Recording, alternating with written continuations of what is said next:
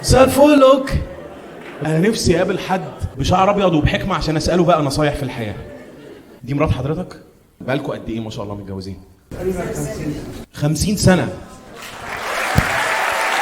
عمر.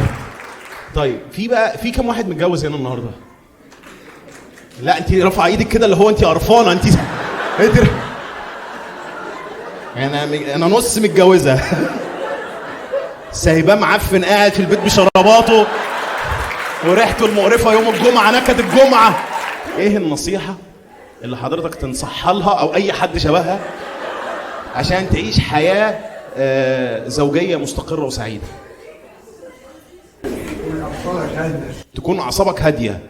ده بتقول كده وطنط قاعده جنبك. ماشي اتفضل. اسمع وطنش. يعني هو بيسكلي اللي هو بيقوله يعني ايه، انتوا خليكوا عايشين مع بعض في البيت زي الاخوات.